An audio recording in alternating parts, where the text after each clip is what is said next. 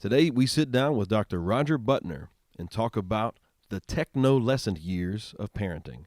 That's this week on the Healing Place Marriage and Family Podcast. Welcome to Healing Place Marriage and Family Podcast, where families are equipped to reflect God's redeeming love. And now here are your hosts, Michael Campagna and Jared Lambert. Hello, everyone. Welcome back to the show. As always, I'm your co-host, Michael Campagna, and with me, Jared Lambert. We're very excited about our guest today. Jared, why don't you tell the people a little bit about Dr. Butner? Yeah, Mike, today we get to sit, like we said, with Dr. Roger Butner. Dr. Roger, he's been in the Baton Rouge area since 2002. And so for the past 14 years or so, he's been working as a licensed marriage and family therapist in the Baton Rouge area. As far as education, he's got his bachelor's in psychology with a minor in youth ministry from Harding University. He's got his master's in marriage and family therapy from Abilene Christian University. Then he picked up his PhD from the University of Alabama. It was a interdisciplinary study with family studies and mass communication. What's been on his heart probably over the last couple of years after talking with him is, of course, his work with adolescents, pre-adolescents, and teens. At this time, we just want to welcome Dr. Roger to the podcast. Appreciate you taking out time today to sit and join us. How you doing today, Doc? Doing great, Jared. It's really an honor to be here with you guys. I appreciate being invited to be a part of this service that y'all at Healing Place Church are providing to the community. Everybody tuning in, and just hope to share an encouraging word that's going to help somebody out there that's facing some confusion about how to lead their teens well right now. Yeah, it's definitely a challenging time to raise children with technology. And we mentioned this term at the beginning of the podcast, technolescent.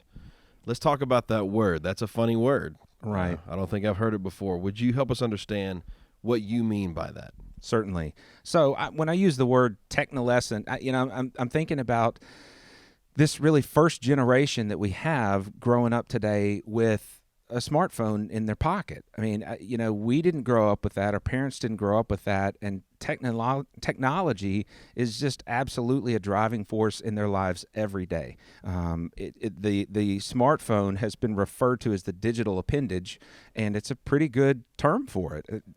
Our teenagers, preteens are growing up with really an immersion in technology. And so not only do we face the challenge of guiding them through the adolescent years of moving from childhood to adulthood and developing deeper skills for facing life and making good choices, but we've got to do that with this constant bombardment of technology that they've got a hold of.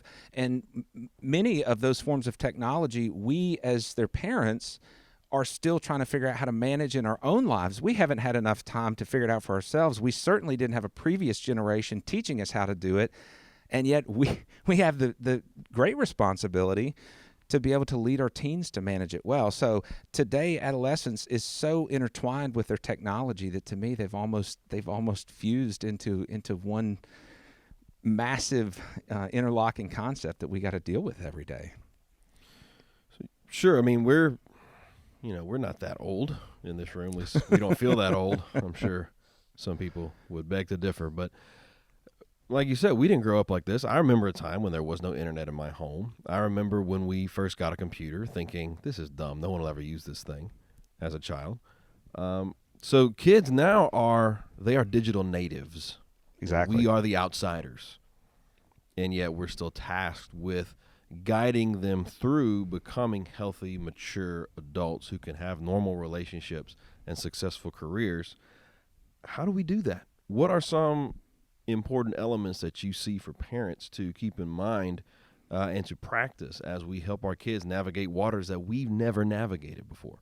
Right. So a couple of the really big picture issues, Mike, that I think are so essential for us as parents leading our kids through this time is I like to start with parents to use the example for those that have seen the film from The Matrix, and I call it Morpheus parenting.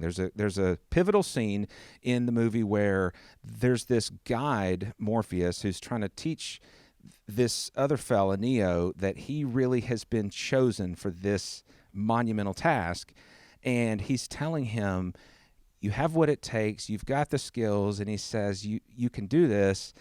You're faster than this. Don't think you are. Know you are.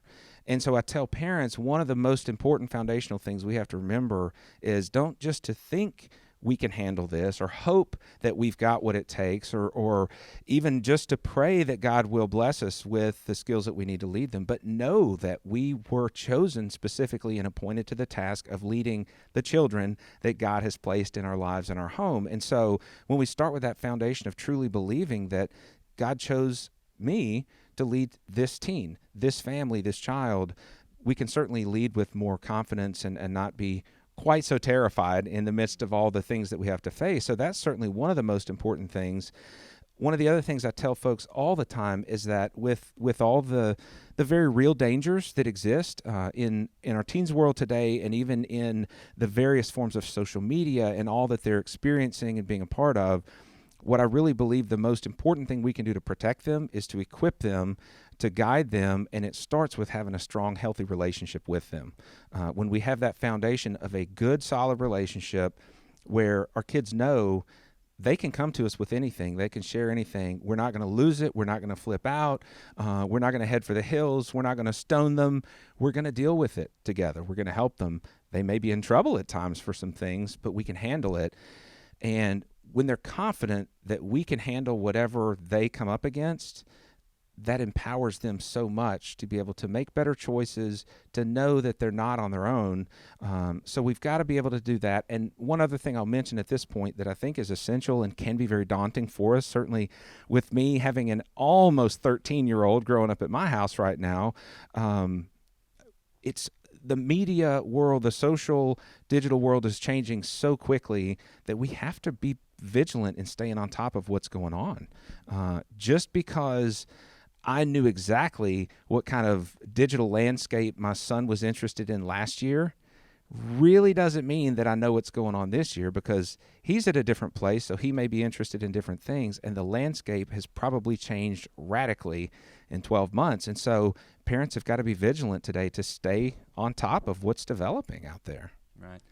Yeah, so Brandy and I, we have 11-year-old, 7, 4, and 3, and 11 and the 7-year-old.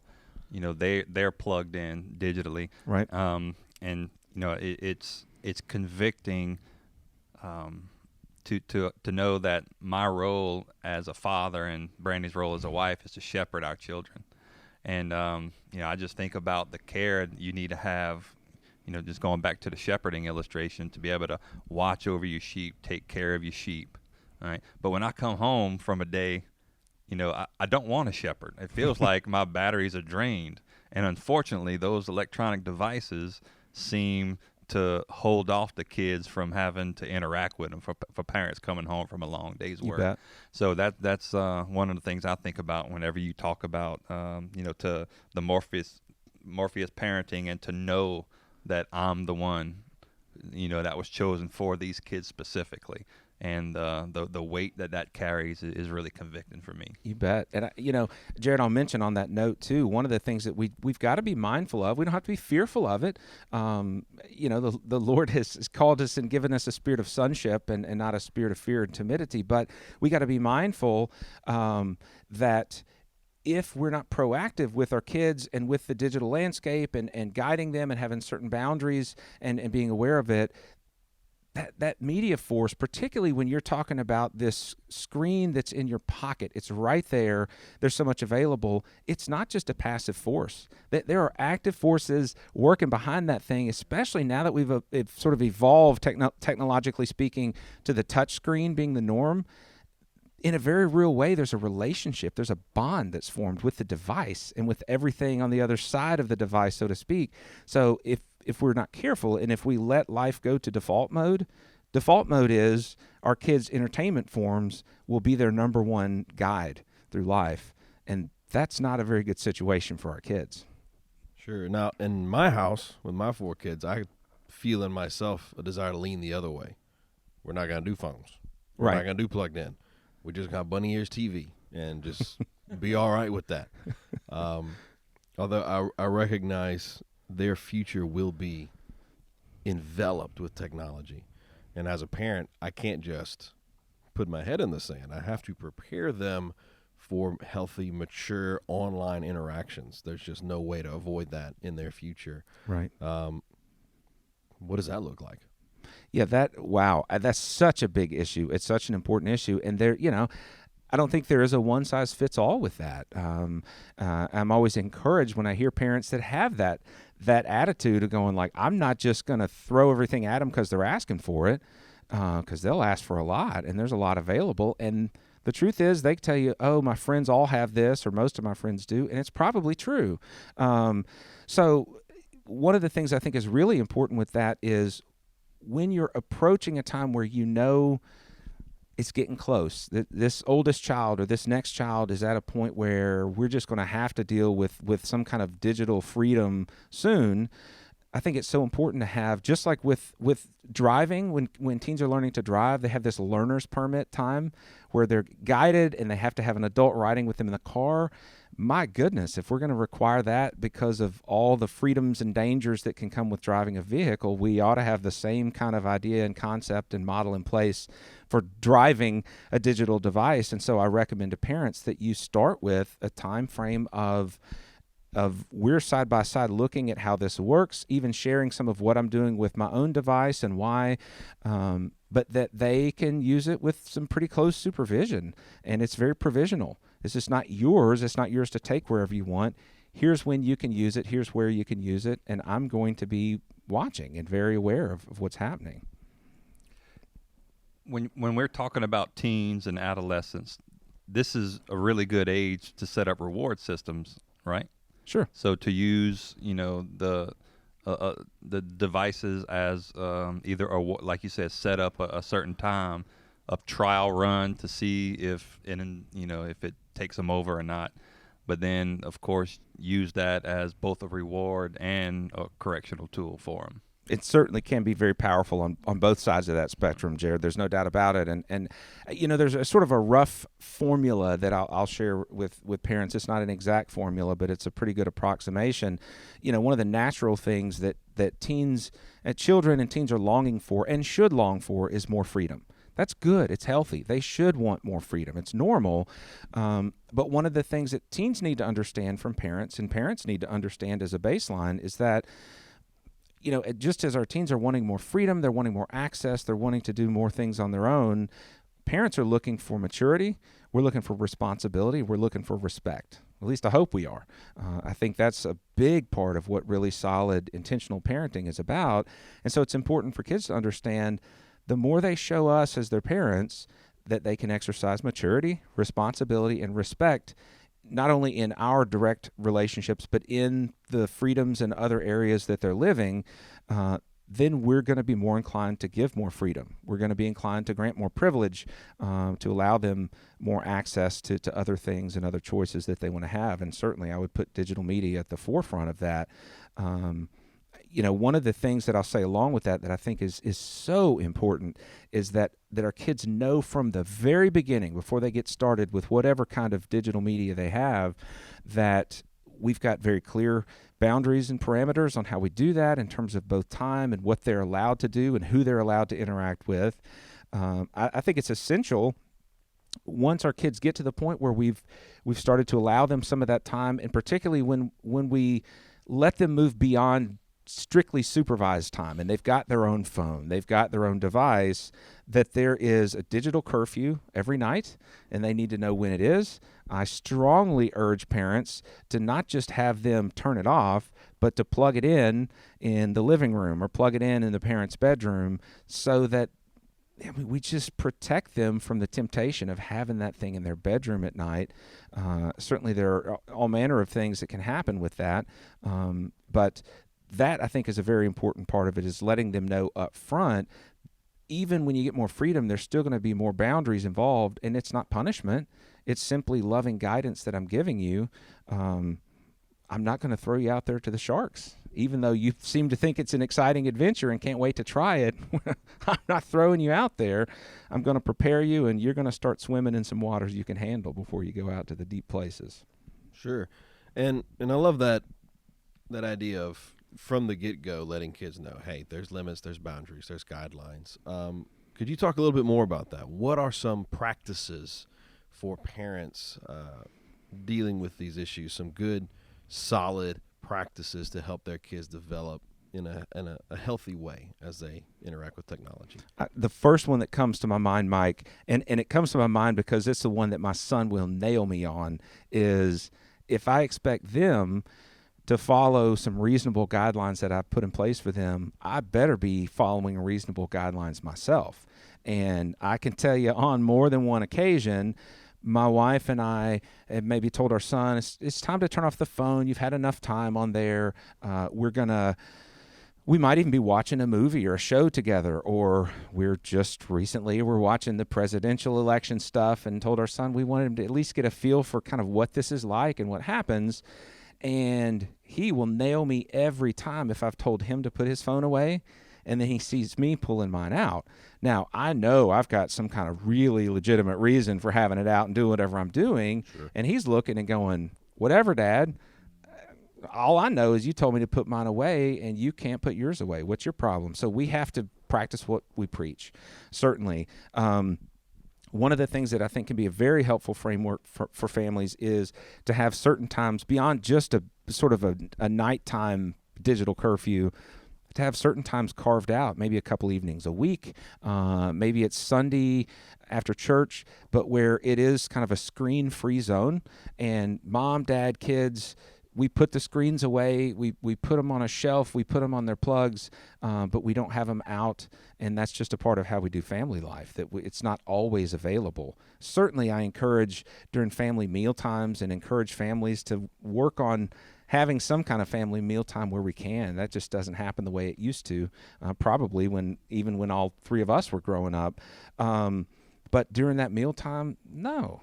We don't need the phones at the table. There's no need for that. Put it away. So that's just some basic things that we can use as a family structure.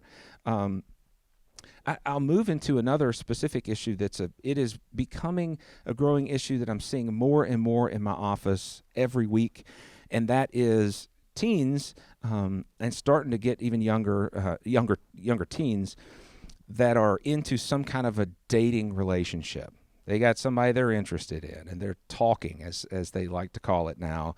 And one of the things I see happen is if we don't set some really clear parameters for them with not just the content of what they can share with one another, and certainly there are some things that we need to make very clear that are off limits, but even the time, I'm seeing just the phone itself driving so many young kids' relationships. They're not mature enough to handle the possibility of having 24/7 contact with each other. It's crazy.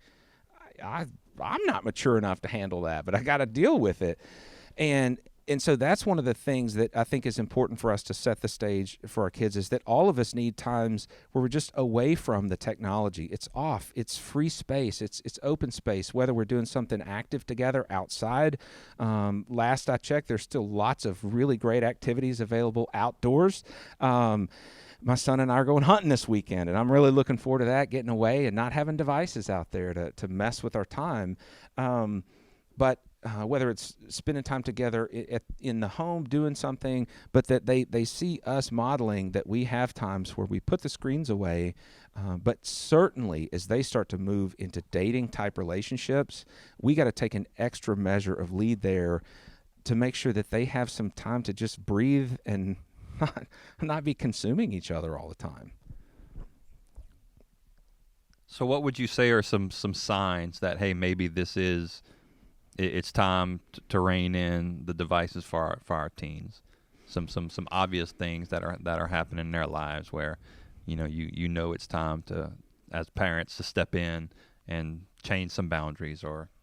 Right. Great question. Very important. I would say probably first and foremost in terms of a warning sign would be whenever, just within the normal times of saying, hey, turn the phone off, put that away, if it seems like their resistance is getting more frantic, if it seems like it's just harder for them to turn it off, if we see them, we start catching them, they kind of put it away, but they've got it down here by their side, and they keep looking at it and peeking and touching and doing with it, that may be a sign that it's almost an addiction type of a deal that we just need to step in and go, look, it's not that you're in trouble, you're not being punished, but you seem like you're having a hard time just functioning without being connected with it, you need to come up for air. We're going to give you a break for a little while. So that would be one of the signs for sure.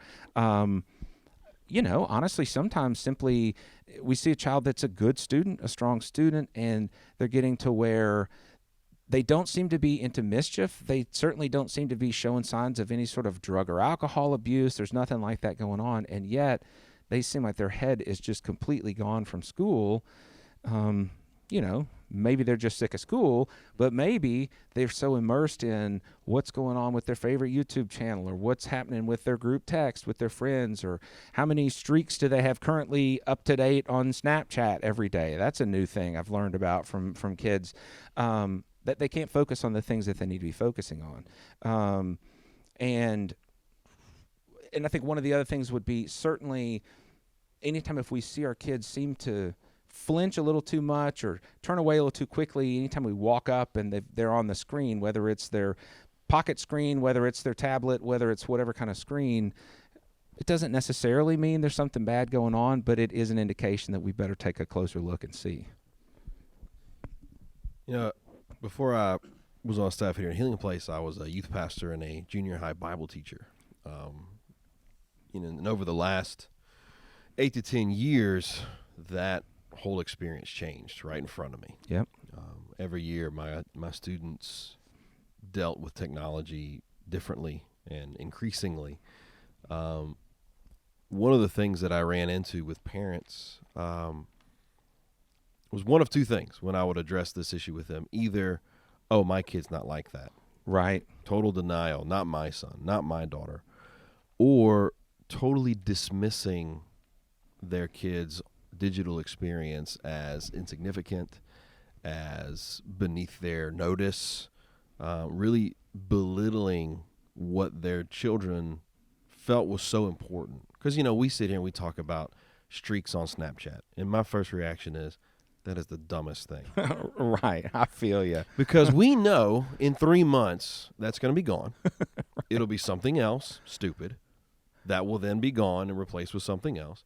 Right. But and hey, I used to tight roll my jeans. So, right. Sure. I mean, it can get weird. So yeah. we understand, but the way we understand fads is something we saw in real life, we did in real life, we moved on from in real life. Fads now are so invisible if you're not plugged into that digital culture.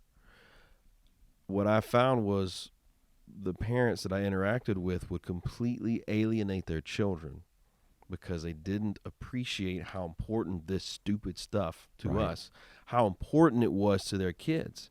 And they shut off the conversation before they ever had a chance to engage. Right. And their kids end up feeling completely isolated, completely alone, and without resource. So when things do go crazy digitally, they don't know where to turn. How do we as parents, because to me it's a double-edged sword, how do we help our kids understand this is not the most important thing in the world? Right. Without making our kids think we undervalue what they see as so important? That seems to cut both ways. It does. And I mean, obviously, even as you frame the question, the context, yeah, it's a big deal. And obviously you see that. And it's really funny, Mike, as you're asking me this, I'm hearing in the back of my head from a couple of years ago, the horrific experience in the music of What Does the Fox Say playing in my brain because my son at that time discovered it and was enamored by it along with I don't know how many gazillion other people. And I had to make what felt like a painful decision. Obviously, I use it as an example. It's funny now, but I had to just go, you know what? Okay, I'll listen to this and I'll watch this absurd video with him and we'll go with it because he wanted to. And I think part of it, quite frankly, even then, he was testing me. He's going, I know this is obnoxious, but my friends and I think it's cool, and I can tell by the look in your face you think it's obnoxious. Can you handle this, Dad? And so he was testing me to see could I handle it. And he's like, all right, bring it on. Kapow, pow, pow, kapow, pow, pow, whatever. And now he's got his YouTube channels that he follows. And so certainly one of the things is to be able to pass those tests, to not freak out just because they share something that we see as just kind of dumb or goofy. And those are the tests that are going to come earlier on in those early pre-adolescent and early adolescent days, where it's not so much about a moral issue. It's just irritating. It's just really stupid, and we question our kids' sanity at why they're interested in it. But we need to pass those tests to show, that's cool, man. What do you like about that? So being able to just handle it. One of the other things that's so critical is that we're willing to ask them questions, and not in a condescending way, but in a genuinely curious way. Okay, what's important about that? What's the big deal with that? One of the things that I asked my son when I was going, I went out with another one of his buddies' dads. The two of us went out and sort of chaperoned our 12 and 13-year-old boys. There was a group of 8 or 10 of them trick-or-treating. And it was really funny to watch kids at this age go back and forth between, we're cool teenagers and we're just watching little kids and we're just joking and being stupid. And I kind of like to go knock on that door and get some candy too. But it was really fascinating that I'm hearing these names, and some of the boys in the group I had met and knew them well. A couple of them I had met, didn't know them too well. And a couple of them I knew their names because I know they're part of the group chat and they're part of this text group and they're part of my son's new group of friends at a new school. But I hadn't had a chance to meet them. And so I'm taking mental notes and I'm watching who's who and how they're interacting. And it helped me then to be more informed to ask my son now questions about who does he see as a leader in the group, face-to-face, on the text, who's doing what. So just asking curious questions where I really want to be informed is important. As you said, not being condescending about it and dismissing it and just telling him whatever he's into, I think is really stupid, but asking, why does he like it? What does he like about it? What does it do for him? Who all's involved in it? So really asking questions is an important way.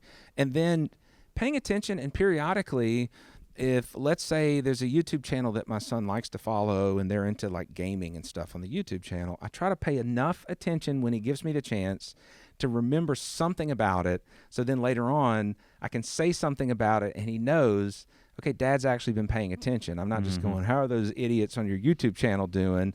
I can say, all right, you remember the dude that dominated on that infection game that you were showing me the video of? What's his latest? And at least it gives my son a sense of Dad's hearing. He's taking me seriously. He takes it seriously that I care about this stuff. But at the same time, when it's time to turn it off or when I feel like he's doing too much of it and I have to say, son, you need to chill out with that, and he gives me the pushback and oh, Dad, or whatever, I can still come in with the authority of going, son, I know you're into it. I know you really love it. I promise your spleen's not going to rupture because you got to turn your phone off in the next 2 minutes, and I told you that we're not doing any YouTube tomorrow. So I think sometimes having a lighthearted approach where I kind of joke about it and put it in a fun way that it's like, I get it. I know this is important to you. And that's cool. And I had things that were important to me. But, dude, this ain't the end of the world. It's just not. And sometimes rather than trying to argue that point and get too serious about it, just to be lighthearted about it and just, come on. Get over it, dude. Right. You'll be okay. Yeah, one of the lessons I learned, the things I was encouraged, was to make sure that I'm, providing those emotional deposits. I'm patting him on the back, because when it's time to kind of kick him in the rear, that's going to be a withdrawal. So I need to have a good balance. Right. And the other thing I was encouraged was, and specifically with my daughter, I was told that the things that she is interested in, she associates her identity to those things. Oh, for sure. So if, as a father, I start criticizing the things she is interested in, what she hears is Dad is criticizing me. Right. So I think that's another motivation for us as, fathers and mothers to be engaged and to, I was told to match the excitement of her whenever she's talking about something. Right. To validate her interest, but at the same time, I'm validating her as a young woman. So that's been my motivation, what you were just talking about. All right. So one last thing before we close. Obviously, you said before, this is not a one-size-fits-all. Sure. But could you speak briefly, we've talked a lot about young adolescent kids, right, and how we introduce them to this topic. Yep. As they grow, how do we gauge, and obviously this will be different for each kid, but how do we gauge generally when it's time for them to have more freedom? How do we empower them to have more freedom without sinking them? Just what are some just kind of general practices as they head into adulthood that we can adopt? Right. I think one of the things we can do is whenever they're coming to us and asking for more, and they will, we don't have to bring it up. They're going to, right? They're going to ask for more, whatever it might be. One of the things we can challenge them to do that both serves as a gauge to us of how prepared they are for that next step, but it also helps to empower them for future experiences, is we could challenge them, okay, I tell you what, if this is really that important to you, why don't you take a little time, put together your reasoning for why you think that this is something you should have, and convince me that you can handle it, and why don't you put it in writing and share it with me? Man, you talk about a great way to challenge our kids, and it's going to give us a pretty good read on their maturity level. Now, obviously, during this time, we've been watching and we hopefully participating in what's going on, but that's a good way. If they just throw up their hands and get aggravated, then it's like, well, obviously, you're not ready for that next step. But if they're willing to take the time, put some thoughts down, articulate as best as they can where they're coming from, and then they can have the conversation in the follow-up when we start to ask them questions, and we try to pick some holes in it, and we push them a little bit on it. If we see that they can handle that, that's a good indication that they're ready for the next test run. We can let the lead out a little bit further and give them that opportunity. And one of the things sort of similar to that I think is really important, and again, this gets back to not just defaulting to whatever's going to happen on its own, but I think it is important to regularly have some kind of discussions as a family about not just how we're doing as a family, but what's going on in the technology world within our family. What's been going on? What you've been into? How's it looking? What's going on? Are there new things on the horizon that our kids have heard about? Maybe we've heard of something and we're not sure what it means. And so we just go, hey, I heard someone talking about his streaks on Snapchat the other day. What does that mean? When I was their age and talking about streaks, we were talking about problems with our underwear or something. So, it was like junior high locker room mockery or something. So asking them questions, but regularly having these kinds of discussions. We're reminded in Deuteronomy chapter 6, God tells his people, the parents, take these commandments that I'm giving you today and write them on your hearts, write them on the door frames of your houses, talk about them when you get up, when you walk along the road, when you lie down at night. And I think there's an important mandate in that for us, that as parents, because this technological world is so wrapped around their adolescent journey, we need to be regularly talking about how it's going. One of the things we can ask our kids for feedback. One of the things that can be nerve-wracking as a parent, but a wonderful exercise, is to ask our kids periodically to give us a grade on how do they think we're doing with, like, let's say on a particular social media platform, they are posting things, and then maybe occasionally we'll comment to it from our own account.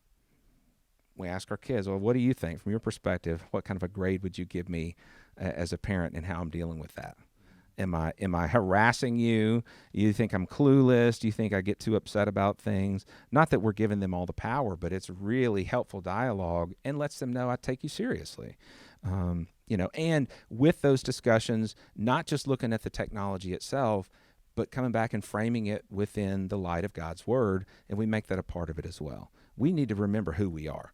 Our technology, our landscape, it changes all the time, but we are God's chosen people. We've been called at this time to follow him in an eternal way. What does that mean for us this week? What does it mean for us this year? What will it mean for us in 10 years? And our kids need to hear those conversations and be a part of them.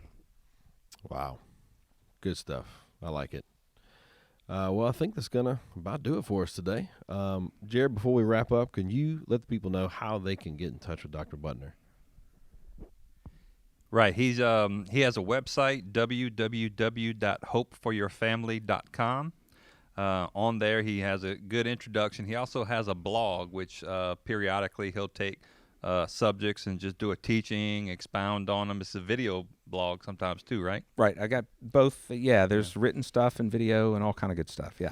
And there's also, if you're interested in setting an appointment for you, your family, or your kids, there's, intake forms and information on how to schedule appointments on there. So, again, it's hopeforyourfamily.com. Is there any other ways to check out your stuff? other than your website? That's going to be the primary way. I'm on Facebook, so you can find me either on Facebook or YouTube, either one. If you just look up Dr. Butner, Dr. Butner, you'll find me on either of those at that. And I want to also mention one other resource separate from anything that I'm doing directly. The Center for Parent Youth Understanding is a phenomenal resource. It's a Christian resource, very solidly put together, answers dealing with all kind of issues for youth today. And so you can find them at cpyu.org. They have a wealth of articles, videos, links. They do a good job of staying current with what's going on, and I direct parents there constantly. It's a gold mine of information for Christian parents today. Awesome. Well, Dr. Butner, we sure appreciate you being here today. I think this is going to be very helpful, life-giving for our listeners. Folks, that's going to wrap it up for us today. Thanks so much for listening. We love you. We appreciate you, and we will see you next time. Thank you for joining us for today's podcast. For more information about Healing Place Church, visit us online at healingplacechurch.org. To stay informed of upcoming events, check us out on Facebook. Thanks again for listening. Don't forget to subscribe, comment, and share this podcast with your family and your friends.